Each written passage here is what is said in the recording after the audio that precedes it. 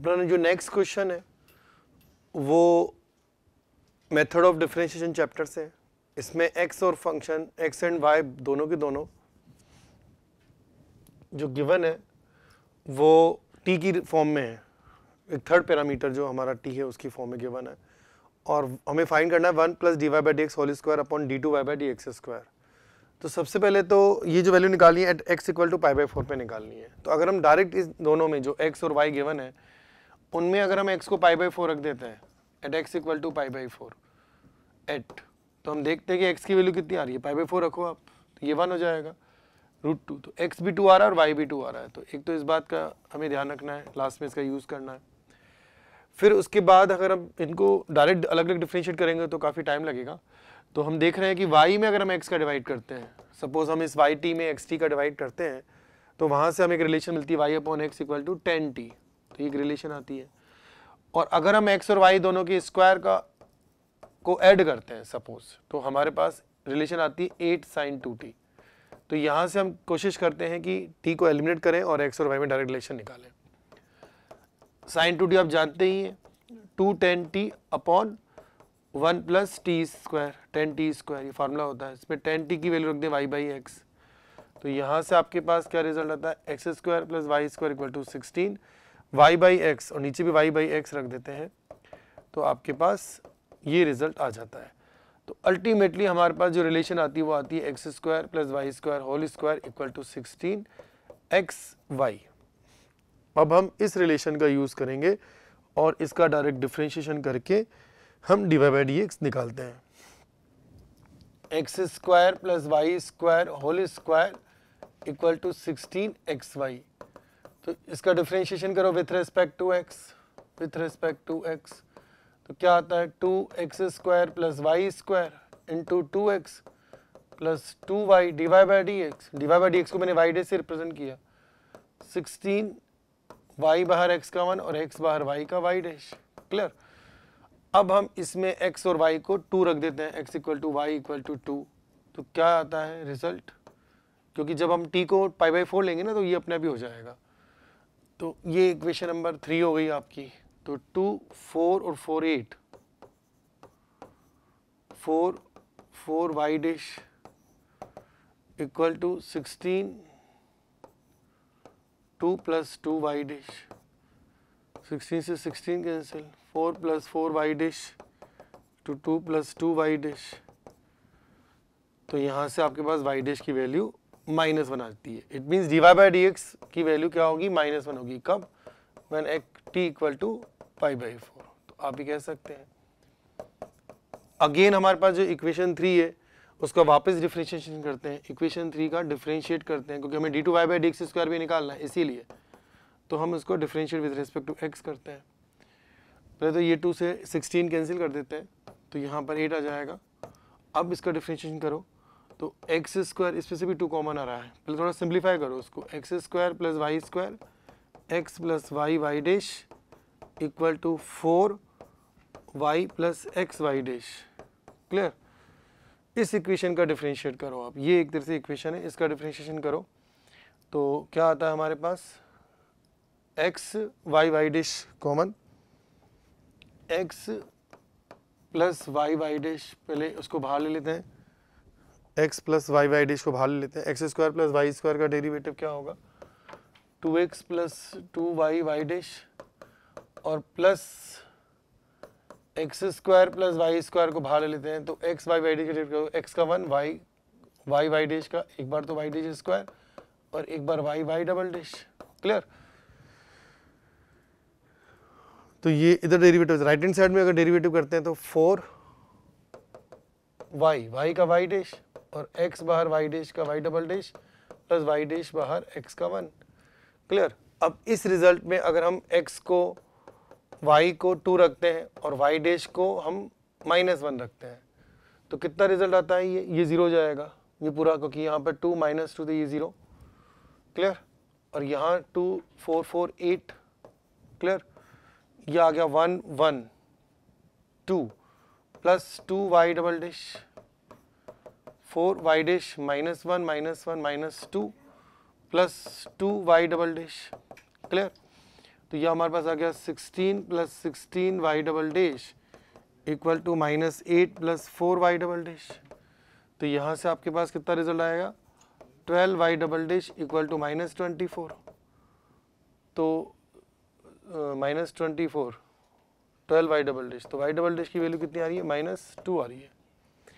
ठीक है ना बच्चों, 16 plus 16 Y double dash equal to minus 8 plus 8, sorry यहाँ 8 आएगा, 8 वाई डबल डैश, तो 4 वाई डबल डैश, एक सेकेंड,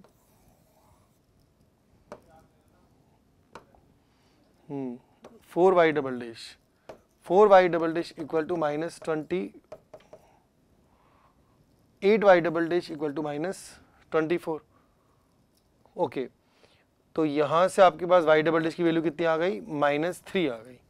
तो अब बताना क्या है, वाई डबल डैश की वैल्यू -3 आ चुकी है।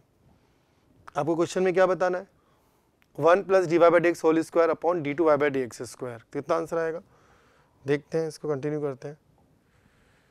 1 plus D Y by D X का होल स्क्वायर -1 का whole square upon D two Y by D X square -3, तो इसका आंसर आ रहा है -2/3। -2/3 कौन सा ऑप्शन है, -2/3 ऑप्शन 1 नहीं है, ऑप्शन 2 नहीं है, ऑप्शन 4 इज करेक्ट ऑप्शन। तो इस क्वेश्चन का आंसर ऑप्शन 4 है। Our next question is from binomial theorem. इस क्वेश्चन में आपके पास 3 एक्सपेंशन है, 1 upon under x, 1 upon under 6 plus beta x whole power 4, second expansion 1 minus 3 beta x whole square, and third 1 minus beta x by 2 whole power 6। इनमें question में given है कि इन तीनों सीरीज के अंदर जो मिडिल टर्म्स आएंगे उनके जो कोफिशिएंट्स हैं वो एपी में है, और जो एपी वो इंक्रीजिंग एपी है, कॉमन डिफरेंस पॉजिटिव है। तो हमारा जो फर्स्ट एक्सपेंशन है इस पे टोटल नंबर ऑफ टर्म्स कितनी होंगी, पावर 4 है, टोटल टर्म्स कितनी होंगी, टोटल टर्म्स 5 होंगी। तो टोटल टर्म्स अगर 5 होंगी तो मिडिल टर्म कौन सी होगी, थर्ड टर्म, मिडिल टर्म होगी थर्ड टर्म। तो अब थर्ड टर्म निकालो, थर्ड टर्म क्या आएगी, 4c2 1/√6 की पावर 2 बीटा x की पावर 2।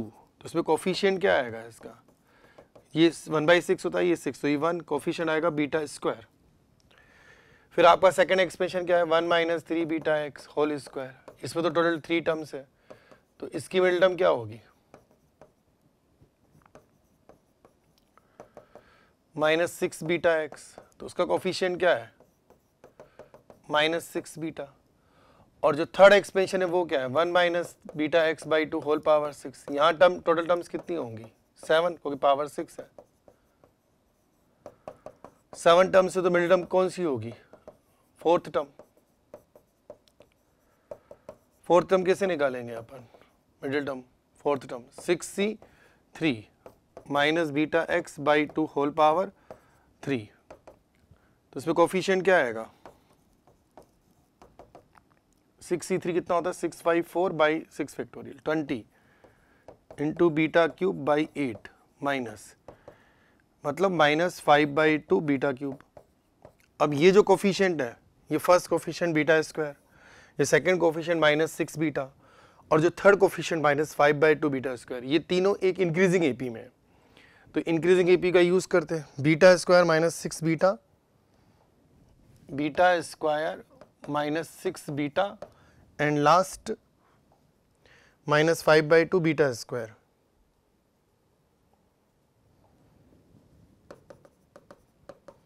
ये तीनों की तीनों किसमें,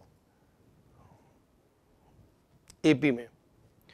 तो अगर ये तीनों इंक्रीजिंग एपी में है तो डबल ऑफ मिडिल मतलब -12 बीटा इक्वल टू, यहाँ पर क्यूब है, क्यूब है तो बीटा क्यूब होगा।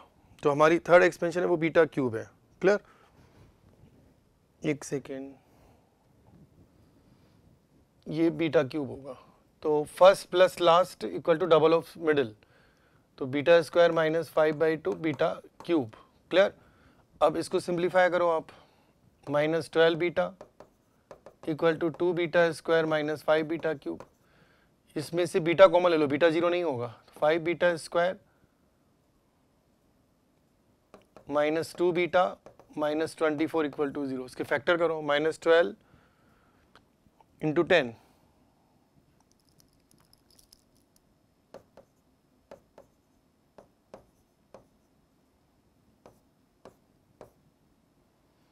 -12 इंटू 10, 10 बीटा माइनस 24, उसमें से कॉमन आएगा 2, 5 beta minus 12 into beta plus 2, ये रिजल्ट आएगा इक्वल टू 0। तो यहां से आपके पास बीटा की कितनी वैल्यू आ रही है, आइदर 12/5 और -2। अब अगर ये AP है तो कॉमन डिफरेंस कैसे निकालेंगे, कॉमन डिफरेंस क्या होता है, सेकंड माइनस फर्स्ट। तो अगर आप बीटा को प्लस में लेते हैं, सपोज 12/5, तो वहां से D आपको नेगेटिव मिलता है, जो कि गिवन नहीं, गिवन है क्वेश्चन में क्या गिवन है कि D पॉजिटिव है, इट मींस ये रिजेक्ट हो जाएगा। और जब हम बीटा को -2 लेते हैं तो D कितना आता है, -2 इंटू -6, 12 -4, 8। तो D आपका 8 आ गया और बीटा की वैल्यू -2 है।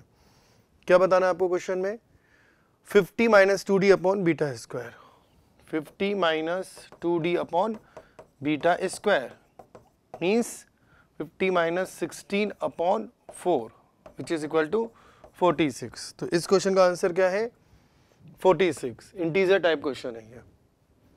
अब हम नेक्स्ट क्वेश्चन की तरफ बढ़ते हैं।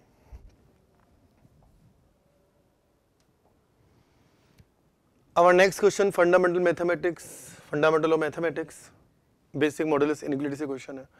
इसमें दो सेट गिवन है, फर्स्ट सेट जो S है उसमें वो सारे x हैं जो कि mod of x + 3 - 1 upon mod of x - 2 > 0 को सेटिस्फाई करते हैं। और इसमें x की वैल्यू -6 से 3 के बीच में होनी चाहिए, in close interval -6 to 3 except -2 and 2। जो अपना सेकंड सेट है T, उसमें x जितने भी वो सब इंटीजर्स हैं and satisfying x² - 7 mod x + 9 > 0। आपको क्या करना है, दोनों सेट के अंदर कितने नंबर ऑफ एलिमेंट कॉमन है वो बताना है।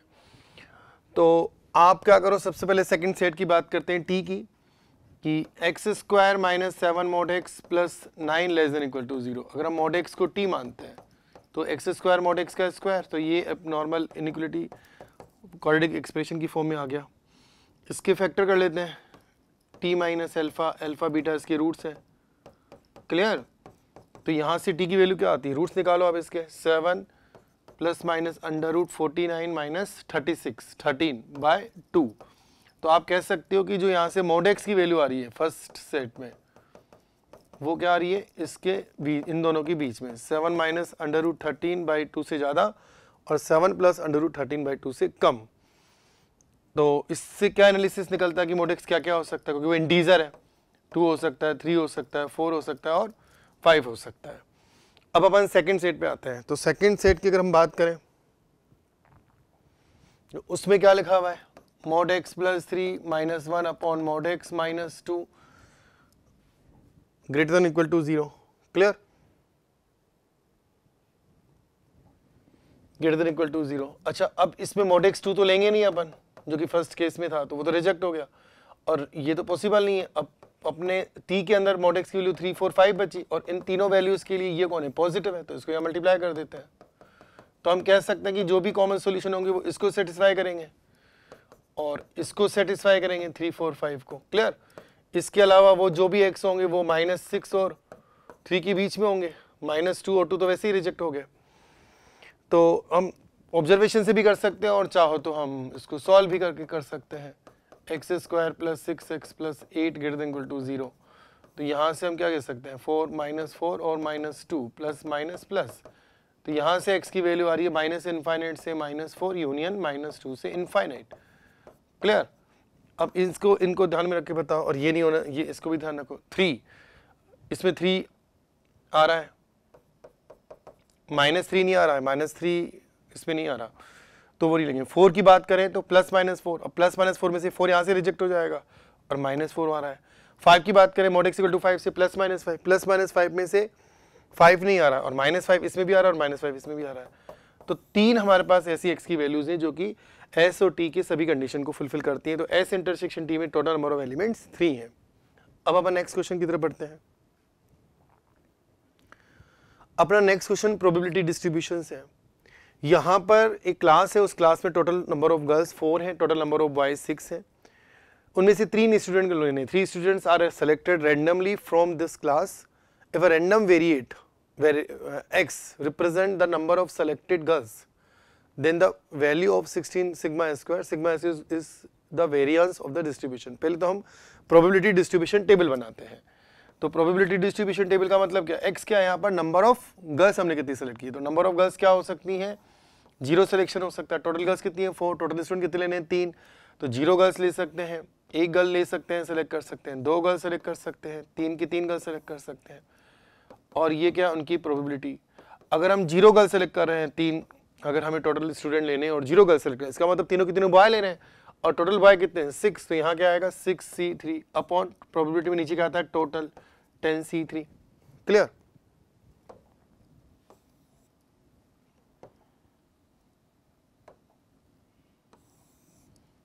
यहाँ आएगा 6C3। फिर 1 गर्ल लेनी है, इसका मतलब 2 बॉय लेने हैं, तो 4C1 into 6C2 upon 10C3। 2 girl लेनी है, 4C2, 1 बॉय लेना है, 6C1 अपॉन 10C3। तीनों की तीनों गर्ल लेनी है, 4C3 10C3। 10C3 की वैल्यू 120 आती है। तो अगर हम इसको रिप्रेजेंट करेंगे ना, इस टेबल को पूरा सिंप्लीफाई करेंगे, x और px, तो जब हम x को 0 ले रहे हैं, 6C3 कहता है 654/6 20, 654/6 3 फैक्टोरियल, तो 20 अपॉन 120। क्लियर, 1 4 6C2 कितना होता है, 6 इंटू 5/2, 15 4 जा 60, 60 अपॉन 120। क्लियर, 10C3 120 होता है। फिर 4C2 कितना हुआ, 4 इंटू 3/2, 6 6 जा 36, 36/120 और 4C3 4/120। क्लियर, अब आपको क्या निकालना है, सिग्मा स्क्वायर। सिग्मा स्क्वायर का फॉर्मूला क्या होगा, summation PI XI square minus mu square. Mu क्या होगा, मीन, म्यू क्या है, मीन। क्लियर, और मीन कैसे निकलता है, summation PI XI, statics concept है ना इसमें। अब ये कैसे निकलेगा, समीशन PI, जैसे 20 अपॉन 120 इंटू 0 वो हट गया, 60 अपॉन 120 इंटू 1 स्क्वायर, फिर 36 अपॉन 120 इंटू 4 क्योंकि 2 स्क्वायर, 4 अपॉन 120 इंटू 3 का स्क्वायर मतलब 9, माइनस यहाँ क्या आएगा 20 इंटू 120, 20 अपॉन 120 इंटू 0 वो कैंसिल होगा, 60 अपॉन 120 इंटू 1, फिर प्लस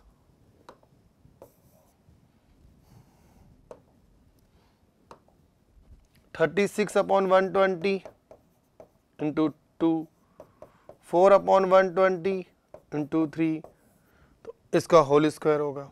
इसको सॉल्व करें, ठीक है, 36 इंटू 4 कितना होता है 70, 36 इंटू 4 72, 144, 144 और 60, 144 और 60, 204, 204 और 36 कितना हुआ 240, 240/120, 240/120 मीन्स 2, तो 2 आ गया, माइनस सिग्मा स्क्वायर निकाल रहे हैं अपन, माइनस ये कितना हो रहा है 60 इन प्लस 72, 72 60 और 12 ये कितना हुआ आपका 84, 144/120, 144/120,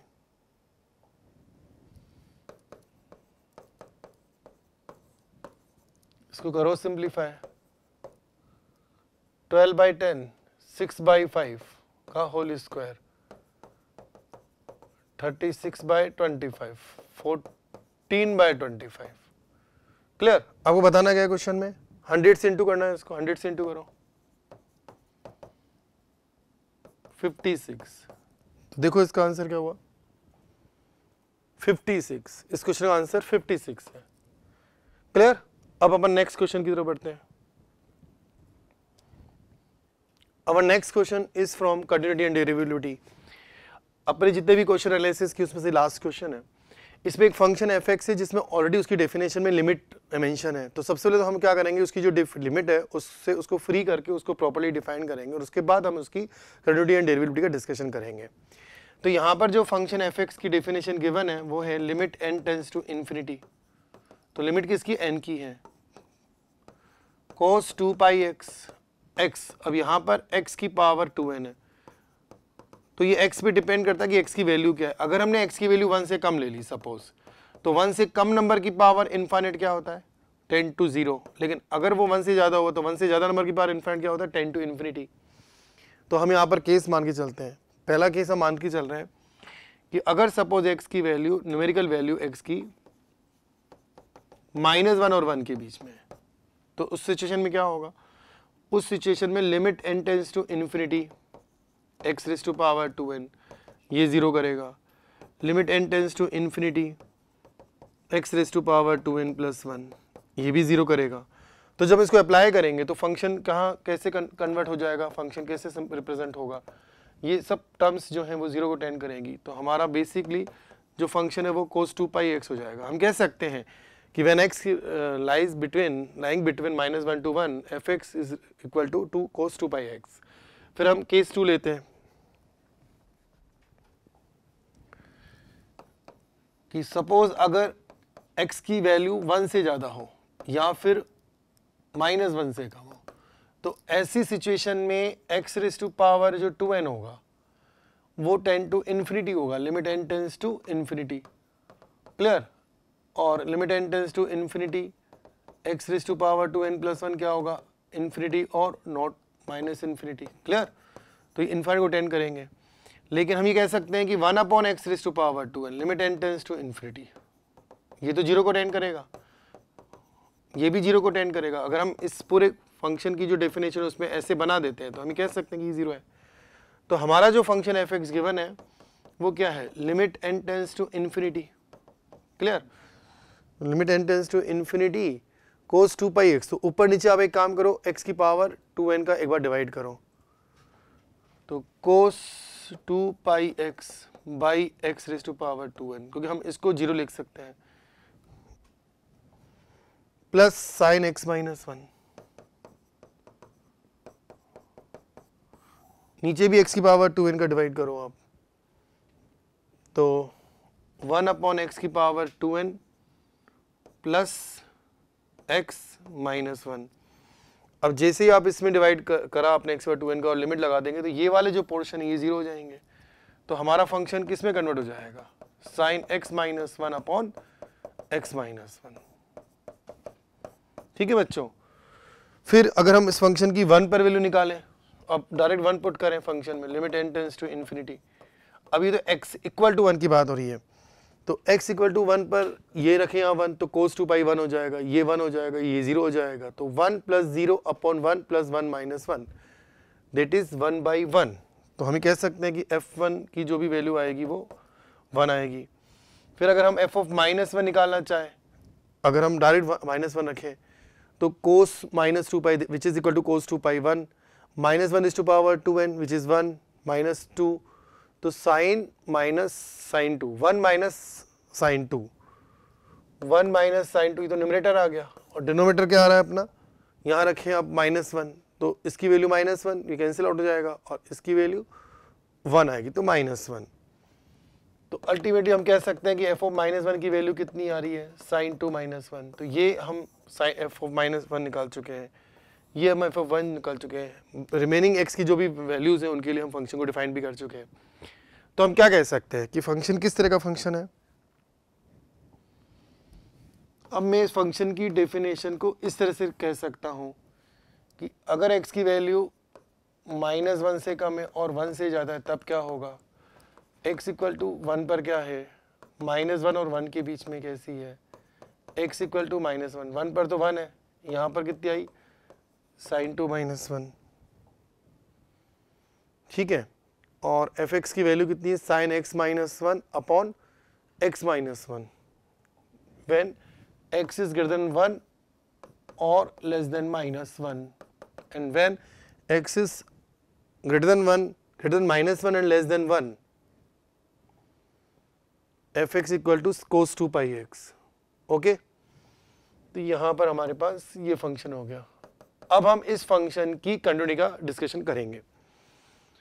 तो 1 पर अगर हम देखें, लिमिट निकालें 1 पर, limit x tends to 1 minus f x, तो कौन सी डेफिनेशन अप्लाई होगी? 1 माइनस, ये डेफिनेशन अप्लाई होगी। तो उसकी वैल्यू कितनी आएगी? कोस 2 pi which is equal to 1।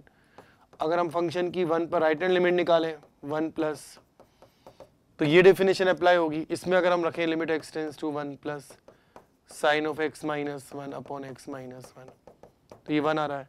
Function की 1 पर वैल्यू निकालें तो 1 आ रहा है। तो हम ये कह सकते हैं कि function f x is continuous at 1, f x is continuous at 1, clear, at x equal to 1।